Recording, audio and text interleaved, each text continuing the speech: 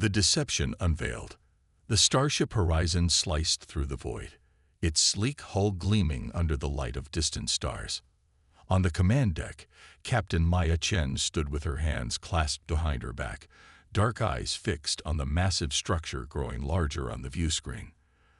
The headquarters of the Alliance of Sovereign Systems, known throughout the galaxy as the AS, hung suspended in space, a spectacular array of interconnected rings and spires that house representatives from 52 spacefaring civilizations. "Quite the sight, isn't it?" remarked Commander Alexei Volkov, moving to stand beside her. The tactical officer's weathered face reflected the same mixture of awe and apprehension that Chen felt. "It certainly makes an impression," Chen replied, straightening her midnight blue uniform.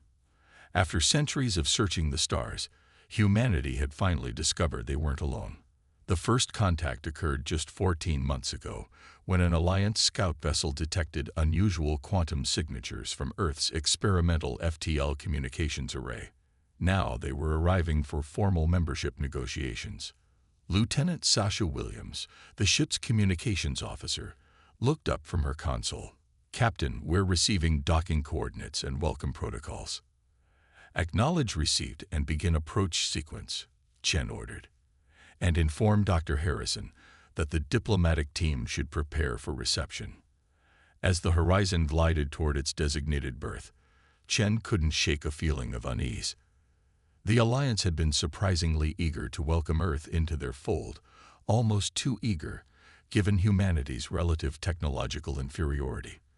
But orders were orders, and the United Earth government had made first contact negotiations the highest priority. The reception exceeded all expectations. The grand chamber of the Alliance headquarters stretched upward for what seemed like kilometers, its transparent ceiling revealing the star-speckled blackness of space. Representatives from dozens of species greeted the human delegation, their forms varying from vaguely humanoid to utterly alien. Some floated on anti-gravity platforms, others moved on multiple appendages, and a few remained encased in specialized environmental suits. High Ambassador Thilo, the Alliance's chief diplomat, approached with arms outstretched in what they had clearly studied as a human greeting gesture. The tall, silver-skinned being's 4 eyes blinked in sequence, an expression of pleasure among their kind. Dr. Harrison, Captain Chen, esteemed representatives of Earth, Thilo's translator rendered their musical speech into flawless English. "The Alliance of Sovereign Systems welcomes you to this gathering of civilizations.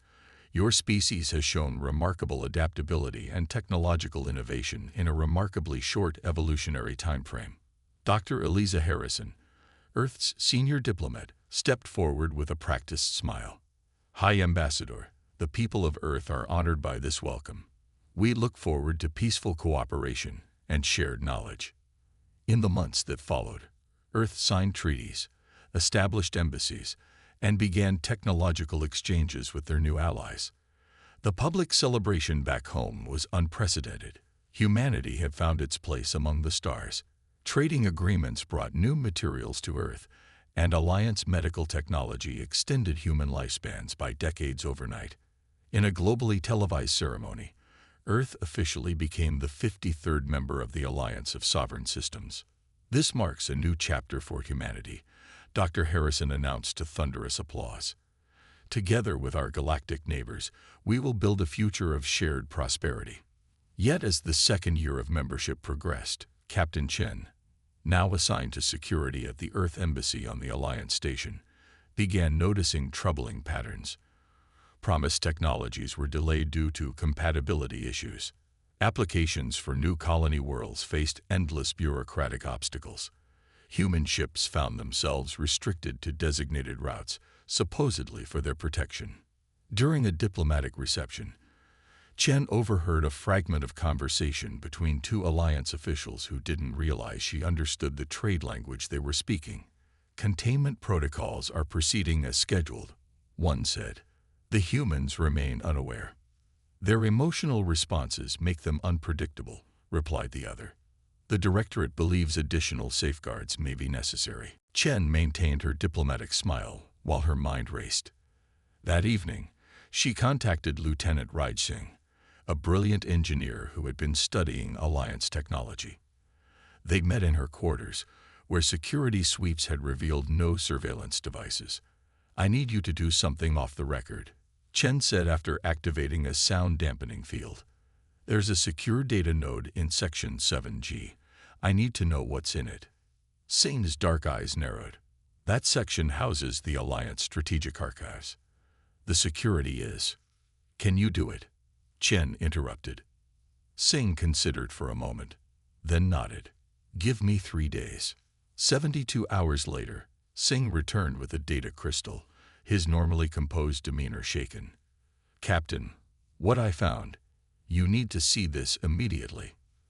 The files were heavily encrypted, but Singh had managed to access enough. What they revealed confirmed Chen's worst fears: the Containment Directive, a comprehensive alliance program designed to limit Earth's growth while appearing supportive. Technology transfers were carefully controlled to keep humans dependent on alliance assistance. Earth's expanding economy was being restructured to rely on supply chains that could be severed if humans became problematic. Most disturbing were the notes on human biology, with references to genetic stabilization and emotional regulation improvements planned for future generations. "This isn't partnership," Singh whispered. "It's domestication." Chen's hands tightened into fists. "How many people can you trust completely in your engineering division?" 5, maybe 6, Singh replied. "That'll have to do. We need to get this information to Earth, but through channels the Alliance can't monitor." Within a month, a small resistance network took shape. Dr. Kira Nomura, a xenobiologist stationed on Mars, began studying Alliance species for physiological weaknesses. Commander Volkov, now assigned to Earth's Defense Ministry, quietly redirected resources towards secret research facilities. Lieutenant Williams established coded communication protocols disguised as routine status updates. Their greatest asset emerged from an unexpected source. Dr. Mosi Okik, a quantum physicist who had been examining Alliance FTL communication technology, discovered they had dismissed an entire branch of theoretical physics as inefficient. "They're right, by their standards," Dr. Okik explained during a secure meeting beneath the Olympus Mons research station on Mars. "But humans have always excelled at making inefficient systems work through creative workarounds." Over the next 3 years, Earth maintained its public image as a grateful, if somewhat primitive, Alliance member. Officials complied with regulations, submitted reports on schedule, and expressed only mild disappointment at continued restrictions. Meanwhile, a shadow infrastructure grew. Hidden facilities in asteroid belts and beneath the surfaces of distant moons developed technologies the Alliance believed beyond human capability. Dr. Okik's team created the Phantom Network, a communication system using principles the Alliance had abandoned centuries ago. Engineer Singh developed adaptive shielding that continuously shifted its resonance patterns based on musical harmonics, a concept no Alliance species had considered. Shipyards concealed in the clouds of gas giants constructed vessels with capabilities that would shock Alliance military experts.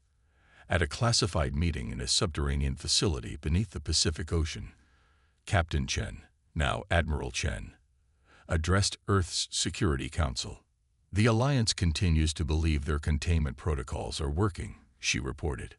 "Their surveillance detects exactly what we want them to see, a compliant species gradually accepting its subordinate position." "How long until we're ready?" asked the Secretary General. Chen's expression hardened.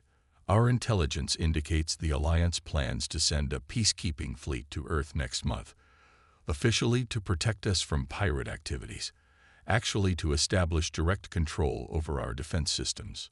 Then we have our timeline," the Secretary General said gravely. "Operation Awakening begins in 3 weeks." As Admiral Chen left the meeting, she received an urgent message from Lieutenant Singh, now Chief Engineer of Earth's Hidden Fleet. "Adaptive shielding now at 98% efficiency. Phantom drive systems fully operational across all vessels. We're ready." At Alliance headquarters, the Monitoring Committee convened to review Earth's status. Grand Director Zollner, a being whose species had ruled the Alliance for millennia, studied the reports with satisfaction. The containment of humanity proceeds according to plan, he announced to the gathered officials. They remain unaware of their true situation. Soon, they will be fully integrated into the proper hierarchy. None of them realized that every word was being transmitted through networks they couldn't detect to humans who understood their plans all too well. Humanity's counterstrike. The Alliance flagship Celestial Mandate emerged from hyperspace at the edge of the Sol system, leading a fleet of 80 vessels ranging from massive dreadnoughts to swift corvettes. Fleet Commander Thrix stood on the command deck, his scaled skin shifting through colors of anticipation and confidence. "Prepare the diplomatic broadcast," he ordered. "Standard protocol. We're here to protect human interests from outside threats." His second-in-command, Sub-Commander Pelver, checked the tactical displays. "Earth authorities have acknowledged our approach, but have not responded to our protection offer." Thrix made a dismissive gesture. "They will accept. They have no choice." The fleet proceeded past the orbit of Jupiter, sensors scanning for Earth's defense forces, expected to consist of a handful of outdated vessels with limited capabilities. Instead, they detected nothing. "Curious," Thrix remarked. "Their defense platforms appear to be unmanned. Perhaps they're welcoming our protection more readily than anticipated." As the Alliance fleet approached Earth orbit, Thrix frowned at the continuing silence from planetary authorities. "Send the protection offer again. Make it clear that immediate compliance is expected." "Commander," the sensor officer called suddenly, "I'm detecting unusual energy fluctuations throughout the system." Before Thrix could respond, space itself seemed to ripple and distort around the Alliance fleet. Where emptiness had existed moments before, dozens of human vessels now appeared, as if materializing from nowhere. They ranged from nimble fighters to large battleships, unlike any design recorded in Alliance databases. "Impossible," Pelver whispered. "Where did they come from? How did they mask their presence?" The main view screen activated, displaying the image of Admiral Maya Chen in the dark blue and silver uniform of the Earth Defense Force. "This is Admiral Chen of the Earth Defense Fleet," she stated calmly. "We appreciate your concern for our security, but we respectfully decline your assistance. Your vessels have entered sovereign Earth space without proper authorization. You will withdraw beyond the orbit of Saturn within the next 30 minutes. Thrix's scales flashed angry red. "This is an unauthorized communication. Earth has no independent defense force under Alliance protocols." He turned to his weapons officer. "Target their largest vessels and prepare tow." Before he could finish, several small human ships accelerated toward the Celestial Mandate at speeds that should have been impossible for vessels their size. Alliance gunners fired, but their shots passed harmlessly through what they suddenly realized were holographic projections. From different vectors, the real attack came. Human vessels deployed strange, shifting energy fields that Alliance sensors couldn't properly track. Their weapons targeted seemingly random points on Alliance ships, points that, to the shock of Alliance engineers, proved to be critical junction nodes not listed in any shared schematics. Thrix watched in growing horror as support vessels reported critical system failures after taking minimal damage. How are they doing this? How do they know where to strike? Throughout the Sol system, the pattern repeated. Alliance vessels found their advanced weapon systems strangely ineffective against human ships that moved in unpredictable patterns. Adaptive shields shifted frequency constantly, making targeting nearly impossible. Earth's smaller vessels demonstrated maneuverability that defied Alliance understanding of physics. Within the first hour of engagement, 23 Alliance ships had been disabled, not destroyed, but rendered incapable of either fight or flight. The rest found themselves surrounded by human vessels that had appeared from hidden positions throughout the system. On the Alliance capital world of Nexus Prime, the emergency session of the High Council was interrupted by the sudden appearance of a holographic projection of Admiral Chen in the center of their chamber.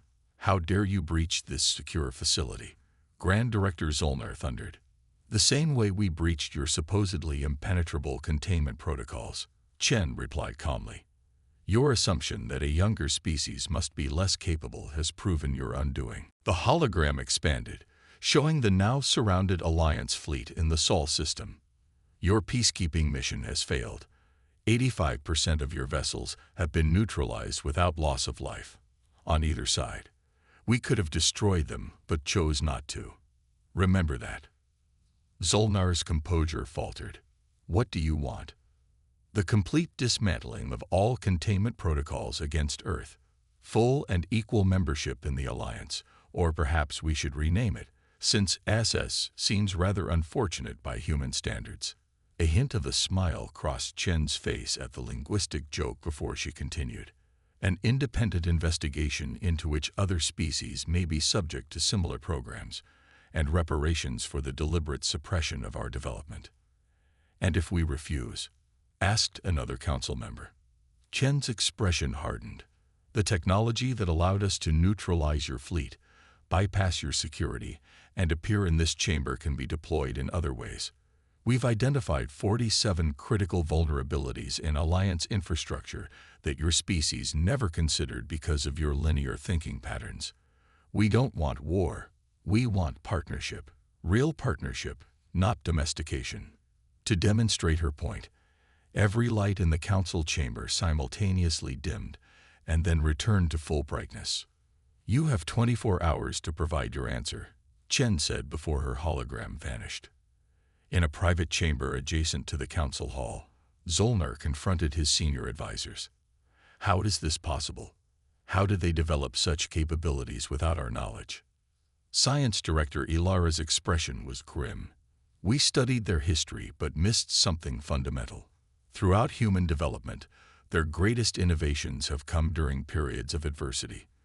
When threatened, they don't just fight harder. They think differently. We gave them the greatest threat they've ever faced, the potential subjugation of their entire species.